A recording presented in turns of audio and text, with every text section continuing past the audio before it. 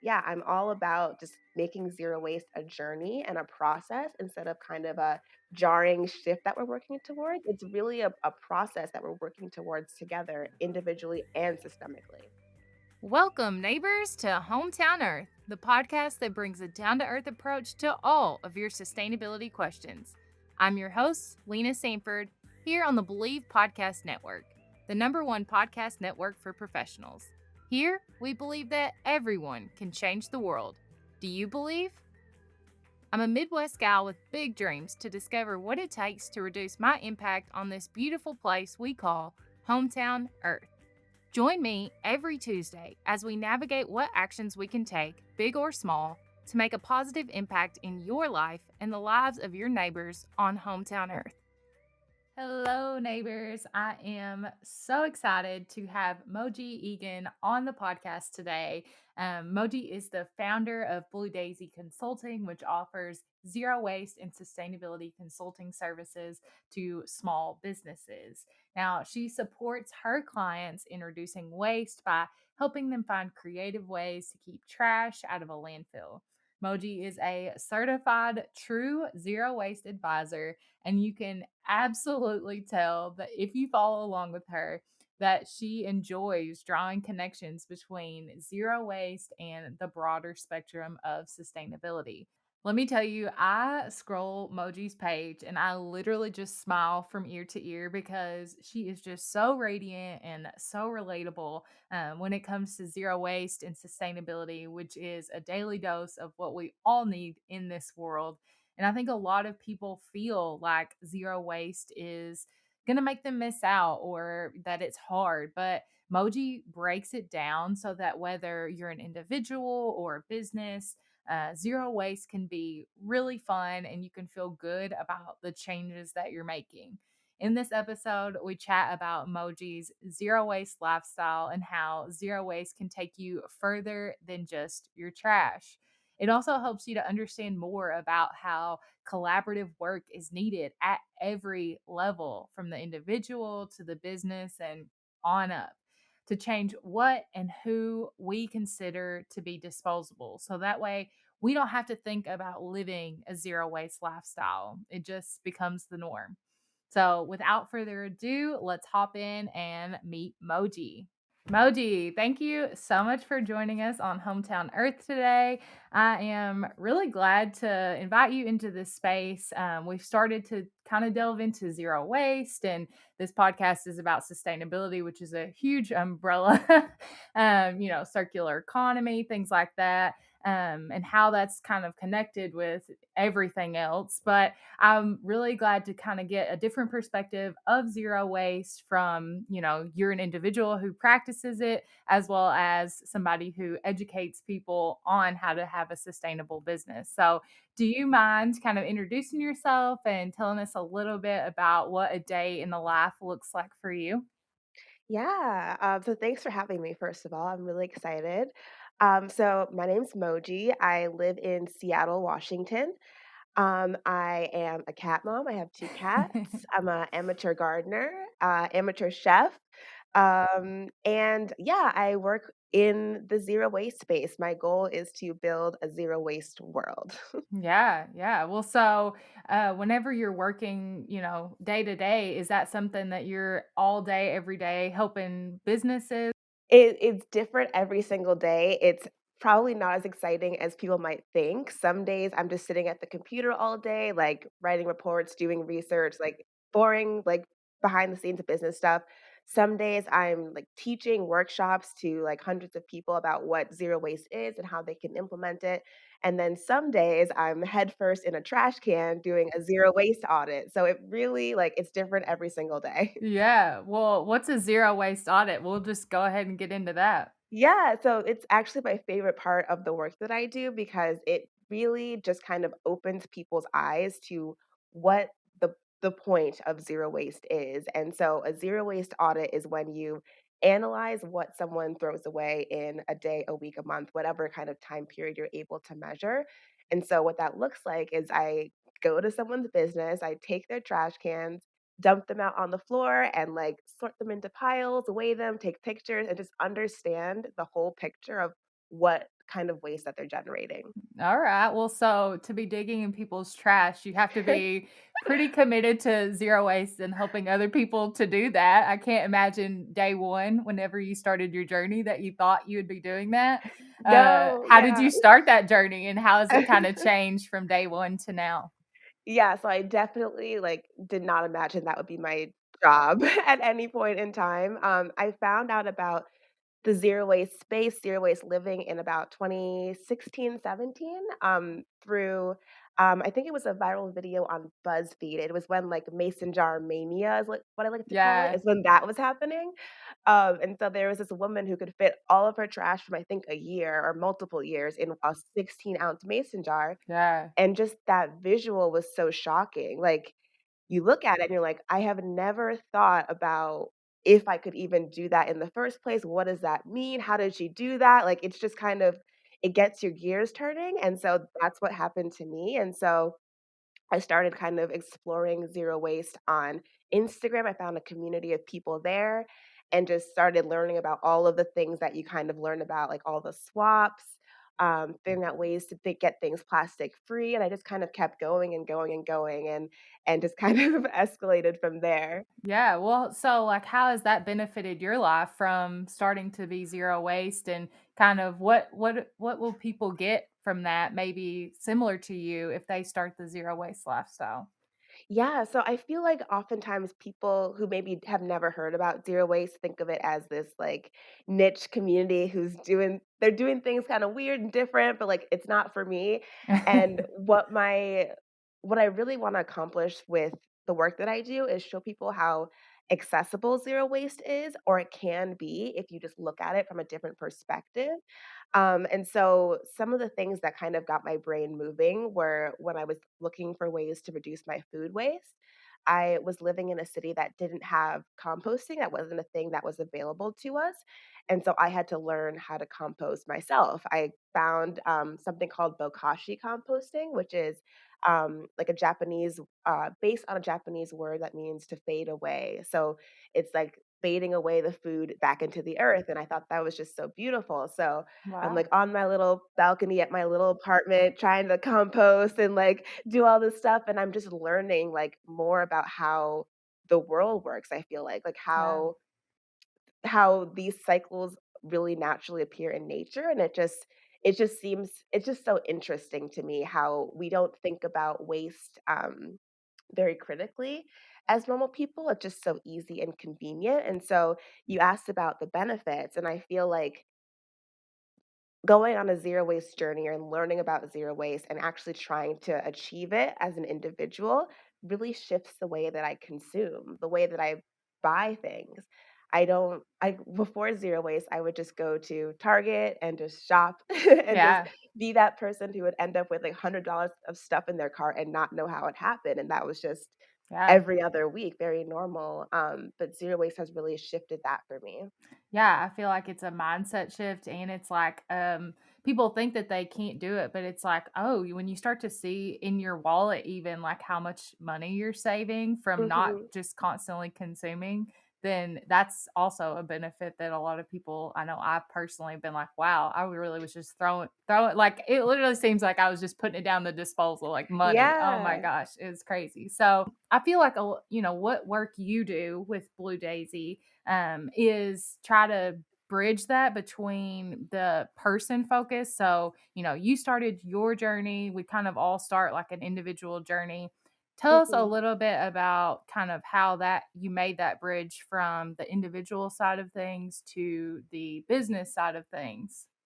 Yeah, so like I was saying, I feel like often people get overwhelmed with zero waste, like you were saying. Like you think about, oh, I have to make absolutely no trash and it's all on me. And what that does is put all this guilt and shame on individuals where it doesn't belong. And so people get frustrated with themselves that they can't have no trash overnight. And it's Right. just like, it's stress for no reason. And so, what I was noticing as I was going along my personal journey is that the small business restaurant that I like to go to gives me plastic cutlery, and can we change that? And I Mhm. get a straw with this thing, but I don't need a straw. Can we change that? And so I wanted to kind of take the zero waste habits I was learning and see if I could kind of bring that into my favorite shops that I was trying to shop at and Yeah. support. And so I got really nosy and started bothering my favorite business owners and was like, "Hey, like, have you thought about composting? Can you recycle this? Can you change this?" And like some of them were receptive, but I realized that small business owners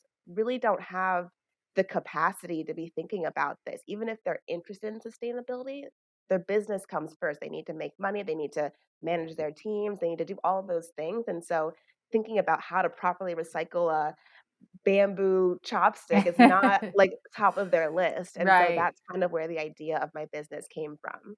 Like, juggling so many hats as a small business is just Mhm. kind of overwhelming in general. So, essentially, what do you offer people to help to make that less overwhelming? So that way they're not thinking, well, crap, I have to add to my budget and I've got to add to the list of things I have to get done today.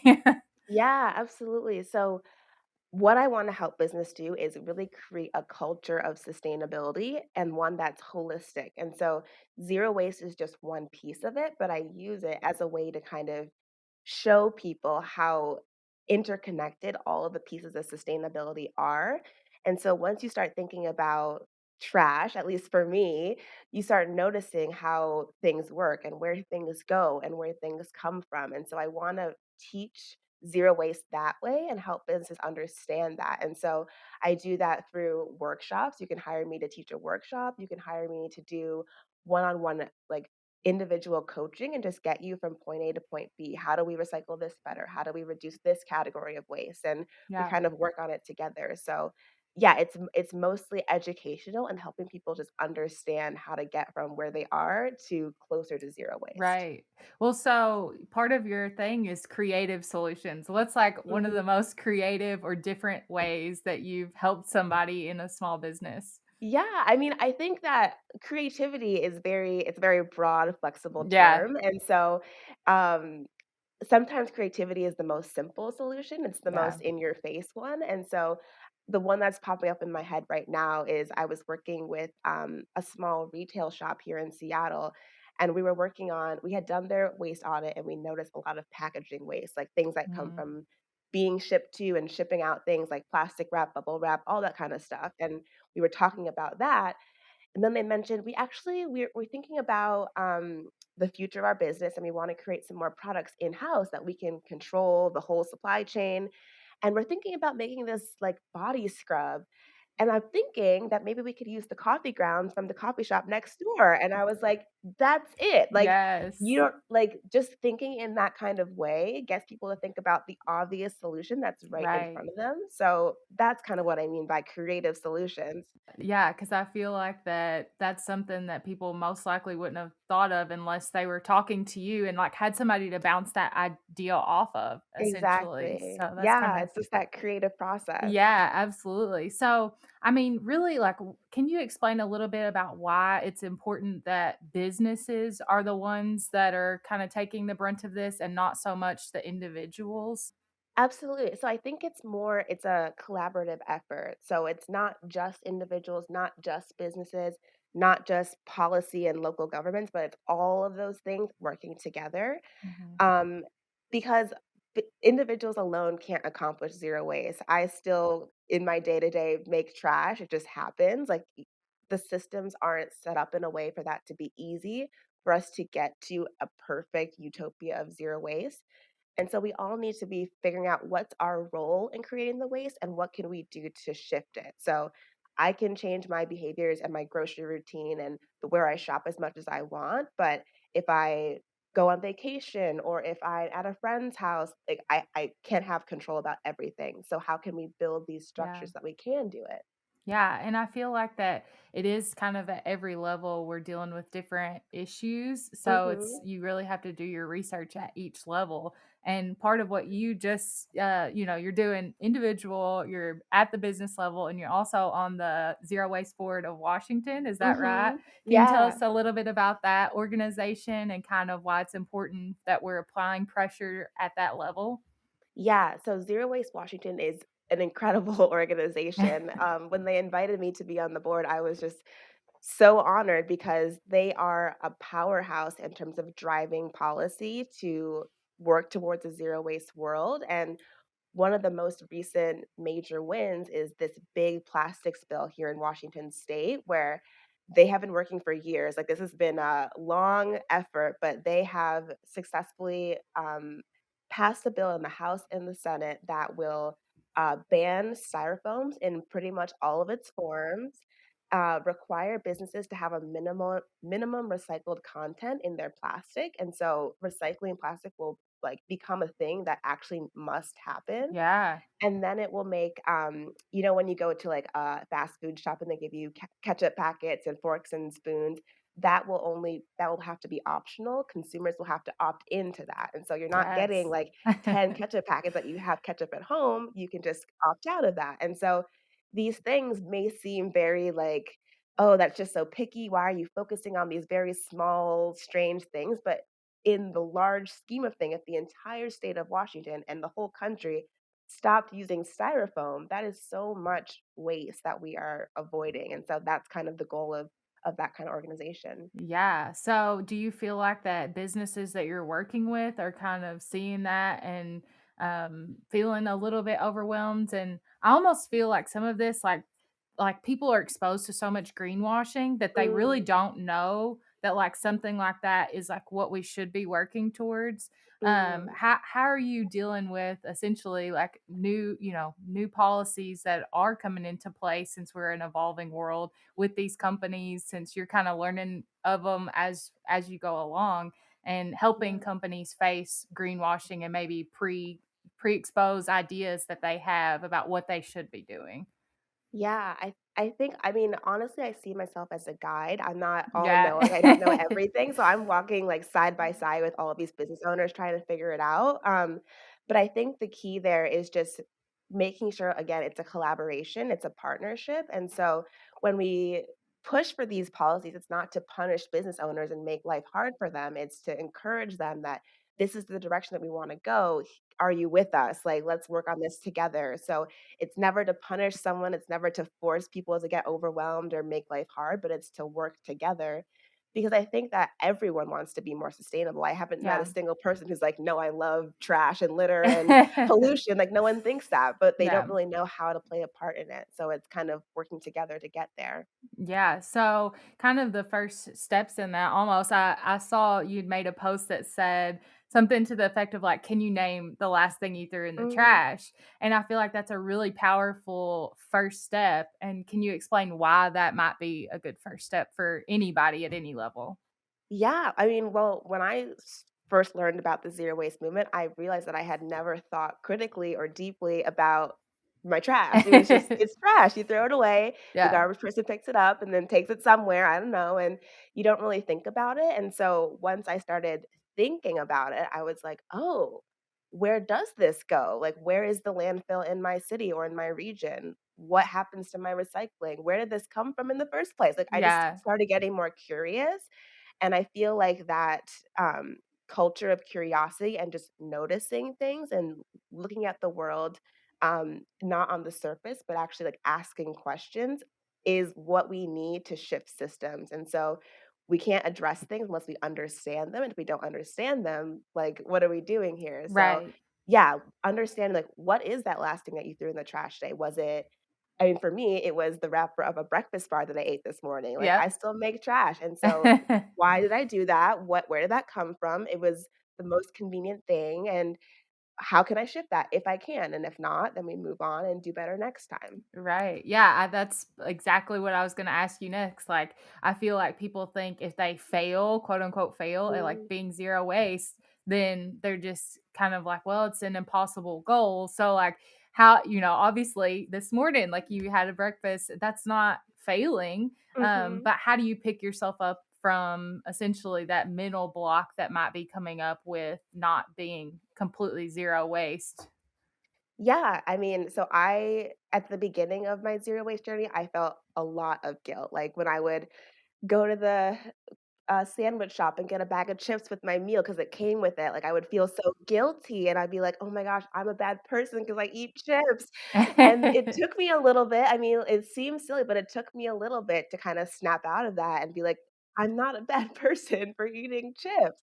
That just is it's if I want that kind of food, that's the kind of packaging it comes in, that is not my fault, and so that's where the systems come in and asking businesses and packaging designers and governments to enforce or encourage shifts in that direction. And so, how can we still live happy, whole lives where we're having fun and being able to do what we need to do, but just being conscious of what its impact on the environment is? Right. So, kind of, let's try to get into that a little bit as far as like zero waste being sustainable for our Mhm. earth, for our people, essentially. Yeah.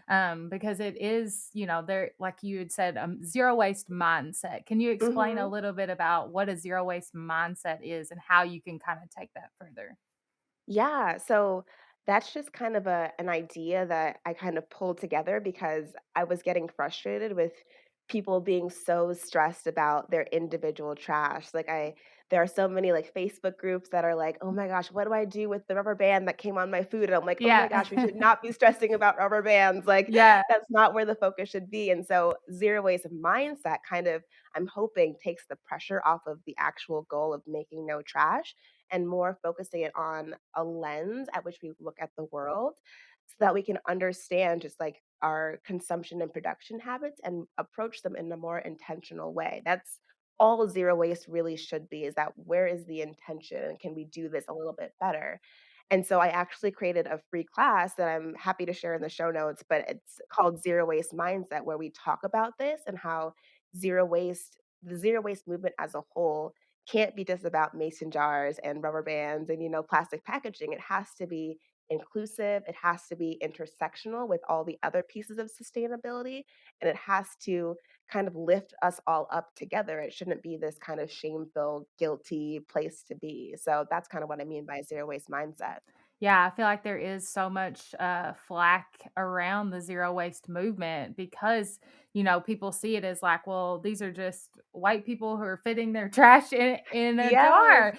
And it's like, that's really not it if you start to dive into like what zero waste really means. Cause we've kind of Mhm. defined it as, like you said, equitably treating people and the Mm, environment like mhm. how we should be and looking at that root of waste. So, I know something that might be a little bit off topic is are you familiar with like sacrifice zones?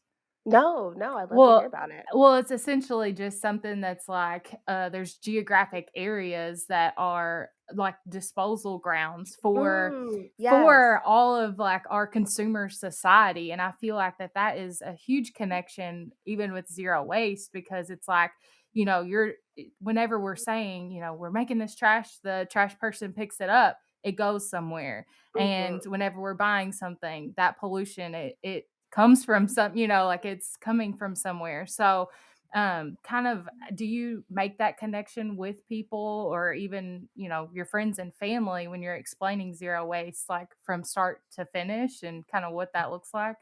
Yeah, so I hadn't heard that term sacrifice zones, but I Yeah. I hear what you're saying with yeah, that gets in the whole topic of environmental racism and what that looks like, and so I feel like that's kind of it's not a new term by any means, but people are kind of still wrapping their heads around what environmental racism actually looks like, and so one of those ways, like you just mentioned, is that so if you think about where our trash and recycling go, they go into landfills.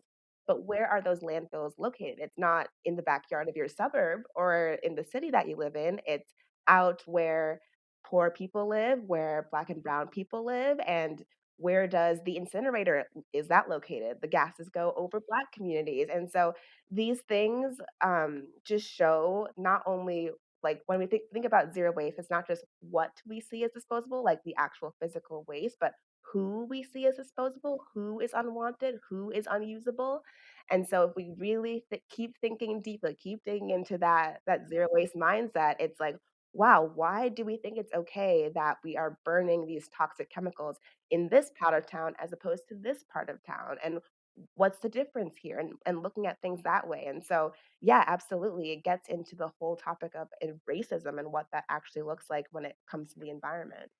Well, so I mean, it's hard to kind of say, well, think about this every day because once you Mhm. start digging into like, say you might look at this bag of chips that you have and think, oh my gosh, I'm like ruining someone's life with this bag of chips.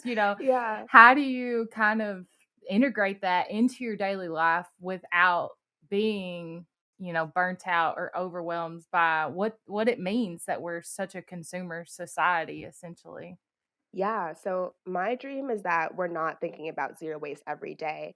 And what I mean by that is not that I don't think it's important, that it should be front of mind, but I think that it should just be built into the systems of the way things are. And so I'll give you an example of just something as simple as the way that I grocery shop. So before zero waste, I would just wildly enough, I would just go to any grocery store and I just walk up and down all of the aisles and just kind of like toss things in my cart. No list, no budget, just like I wild, no thinking about packaging. And hope I you would weren't end up with hungry while you were doing that, because that I is was like always hungry because I was like, yeah, I was horrible habits, just like from a budgetary standpoint, but also from a zero waste standpoint. And so yeah, never thought about like, could I do this a better way? And so now, after kind of doing zero waste for a while, I shop through a CSA, a community supported agriculture that delivers groceries to me in like a reusable tub. And so there's very minimal packaging. I buy from bulk stores. Like I have these specific systems in place that work for me. Like they work for my specific where I live and my lifestyle. There's still some waste, but it's just a system that I have. So I'm not thinking about the waste that comes from my groceries because it just doesn't happen anymore because right. of the systems that I've built. And so I want that to exist everywhere, that Yeah, we're not having to think about, "Oh my gosh, like this chip bag, like what do I just want it to exist in a way that makes it easy for us." So, right. yeah, the hope is that the idea of zero waste isn't burdening people every day and kind of weighing us down, but it's just an ease and a way that we can just do things seamlessly. Right. So at a business level, then, what are some common mistakes that you see people making? And maybe what even is your biggest tip for people whenever they're running their small businesses to try to make that into a system change? I mean, what I think is the biggest mistake that people make is kind of limiting sustainability to either a green team or a sustainability team or one person or one day. And what I really want people to understand is that sustainability and zero waste are not just like a one time event or a one behavior switch, it's a way of being. And so if we think about like when I do waste audits, it's not just to look at the packaging and be like, okay, you have packaging, let's recycle this better. It's was it because you rush ordered something and we weren't planning correctly? Was it because Mm, you someone the supply chain was like faulty and we can get things the way that we usually get them? And so it's what is the core issue? Where did this waste actually come from? Was it just this was the easiest thing for me, or was it because we could have planned better and we could have done things differently and changed a system to avoid this waste in the first place? And so really trying to kind of again encourage that curiosity and deep thinking and where does this actually come from, and not just being trash in front of your face. right. Well, so I feel like that's almost like your full system, like helping people from top to bottom, even just talking through some of these things. So, what do you have any other like tips for small business owners or anything essentially you'd want to say to somebody who's starting to be zero waste or more sustainable? Yeah, I mean, I would say start with the noticing and the observing first before we jump into sustainable swaps or trading out products. Just first notice like what is the waste that we're generating, like where does it come from, and kind of get just gather some like anecdotal data. And then Right. when you're ready, try out a zero waste audit if you want to dig into your trash. They're Yeah. really fun. So you can try that out. And then once you kind of get that anecdotal data of just kind of understanding what's happening, that actual data of where the trash is coming from in like in measurements in pounds and like percentages, then we can start making strategies that work with your business. And so not every single solution will work in every single type of business. There are no one size fit all solutions, but what will work for you? What will get you closer to zero waste and kind of create solutions there? Right. Okay, so I'll give you a little example and you can be like, I'm not going to help you, but I'm sure No, you go for will. it. So I feel like, we take our trash out maybe one, every couple weeks and it's Yeah. pretty much only takeout. Mm, And bags, we buy in bulk, but it still comes in a plastic bag because right now yeah. you still can't put it into your own. So what's an example there where I could say, okay, I know what my trash is. How Mhm. do I move forward with that? Yeah, so again, I think it's understanding that there are always going to be limitations and trade-offs. And so right now, being in the pandemic, if grocery stores think it's safer, to have plastic bags, then that's not something that we want to risk health for plastic waste. Like there's got to be a balance there. And so I create plastic waste from the exact same places, so I just leave it, and once we're able to go back to restaurants and bring our own container or eat in-house or whatever else would reduce that takeout waste, we'll move to that, but right now, that's not an option really for us safely to do that. Yeah, I think even, you've kind of inspired me. Like, whenever I'm making a takeout order, I'm like, no plasticware, no Yeah. silverware. And sometimes we still get it. And so that might be something I could go to, like exactly what you did and say, just give them a call and be like, hey, Mhm. let's talk about this. Or like, do you have a Yeah. minute to kind of go over those? Because small businesses, they want your business. Like, that's what's so Mhm. great about like shopping small and shopping local is that people want to hear their customers like input. Yeah. So I think that is really valuable to be able to go to a small business. So is there anything Yeah. else kind of that you want to share with people about sustainability, about zero waste, anything we haven't touched on yet? No, I think we covered it. I think I just wanna add to your last point where you were like, "Small businesses wanna hear from us," and absolutely, I think as long as we frame it as a question and, like, a collaborative thing instead of attacking and blaming, that's where you get the most results, is that if you say, "I love your product. I buy it every month or every whatever. I wish that it was packaged this way, or if I could get it without this," and then they're like, "Oh, let me work on that." That's usually how people respond. Right. So 'Cause you're yeah, I not think usually the only one that's thinking that way, like, right. like, you might be scared to speak up, but then there's probably other people that are gonna really benefit from that as well, so Right, and then from the business owner's perspective, it may kind of feel either stressful, like, oh my gosh, I have to change this thing now," but sometimes it's just like, "Let me work on that, like, let me figure out a way to do that." It might take a year or a couple years to kind of figure out the best way for it to work, but it's working in the behind the scenes in their brains, and that's what you want, is just like that constant state of improvement. So, yeah, I'm all about just making zero waste a journey and a process instead of kind of a jarring shift that we're working towards. It's really a process that we're working towards together individually and systemically. well, so is it, Blue Daisy, is that something that you're hoping to continue to grow larger? Like, what does that look like for you in the future, like, moving forward? Do you have any plans in the works? I mean, always figuring that out. I don't have all the answers right now, but I am growing my very small team. I'm hiring an assistant as we speak.